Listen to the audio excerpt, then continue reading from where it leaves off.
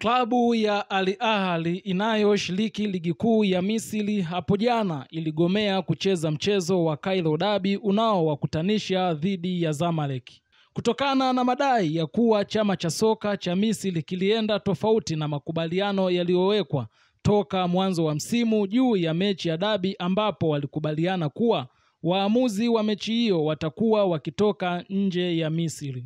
Klabu hiyo kubwa barani Afrika iliandika barua kwa chama cha soka nchini humo kuwa hawatapeleka timu uwanjani mpaka pale ambapo shirikisho litafanyia kazi maamuzi ya kubadilisha waamuzi wa mchezo huo na kutathmini maamuzi ya waamuzi wa Misri. Hata hivyo, chama cha soka hakikufanyia kazi madai ya Al Ahly mpaka muda wa mchezo ulipofika, ambapo klabu ya Zamalek pamoja na waamuzi wa mchezo waliingia uwanjani na kusubiri zaidi ya dakika 20 ndipo mwamuzi alipopuliza filimbi ya kumaliza mchezo, kwani Al Ahly haikutokea uwanjani, hivyo Zamalek ilipewa ushindi wa magoli 3. Klabu ya Al Ahly pia imeweka wazi dhamira yao ya kujitoa ligi kuu endapo chama cha soka nchini humo hakitafuata utaratibu wa makubaliano uliowekwa juu ya michezo ya Derby. Hata hivyo, pia Al Ahly ilitangaza kurudisha viingilio vya mashabiki ambao waliingia kwa lengo la kutazama mchezo huo mkubwa barani Afrika. Inakumbukwa msimu jana klabu ya Zamalek nayo haikutokea uwanjani kutokana na madai ya kufanyiwa figisu na waamuzi na ushindi ukaenda kwa Al Ahly. Shirikisho la mpira wa miguu barani Afrika CAF limeufungia kwa muda uwanja wa Benjamin Mkapa uliopo jijini Dar es Salaam kutokana na eneo la kuchezea yaani pitch kuendelea kupungua ubora wake. Kafu imeelekeza eneo hilo liboreshwe haraka kufikia viwango vinavyotakiwa ili kuepuka uwanja huo kufungiwa kwa muda mrefu.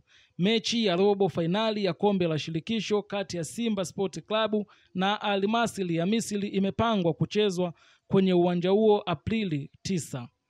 Ili kuondoa usumbufu, shirikisho la mpira wa miguu Tanzania limetakiwa kutuma jina la uwanja mbadala utakaotumiwa na Simba kufikia Machi 14. Kafu itafanya ukaguzi wa uwanja wa Benjamin Mkapa Machi 20 ili kuona maboresho yaliyofanyika kabla ya kuamua kuruhusu utumike au kuendelea kufungiwa. Mbali ya mechi hizo za CAF, uwanja wa Benjamin Mkapa umepangwa kutumika kwa ajili ya fainali za CHAN zitakazofanyika Agosti. Majogoo wa jiji la London Liverpool wameondoshwa kwenye michuano ya ligi ya mabingwa barani Ulaya baada ya kupewa kichapo cha bao moja dhidi ya PSG na mchezo kumalizika kwa jumla ya aggregate ya 1-1, kwani mchezo wa raundi ya kwanza Liverpool naye alishinda goli moja. Mchezo huo ulienda mpaka kwenye hatua za mikwaju ya penalty ambapo Liverpool walifunga mkwaju mmoja huku PSG ikifunga mikwaju 4 ya penalty. Klabu ya Liverpool inaungana na timu za Benfica, Feyenoord pamoja na Bayer Leverkusen ambao wote wametupwa nje ya michuano hiyo. Mpaka sasa timu zilizofuzu hatua ya robo fainali ni Barcelona, Bayern, Inter Milan pamoja na PSG. Michezo mingine itapigwa leo Machi 12 ambayo itaamua ni timu zipi zinazoenda robo fainali.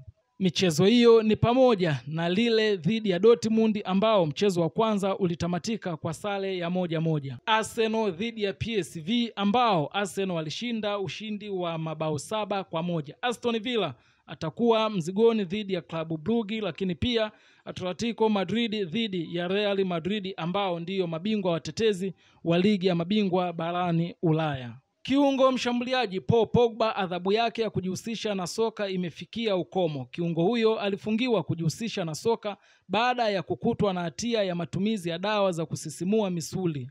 Baada ya adhabu ya muda mrefu, hivyo nyota huyo kwa sasa yupo huru kurejea uwanjani. Awali nyota huyo raia wa Ufaransa alifungiwa kujihusisha na soka kwa miaka 4 kabla ya mahakama ya usuluhishi wa michezo kumpunguzia hadi miezi 18.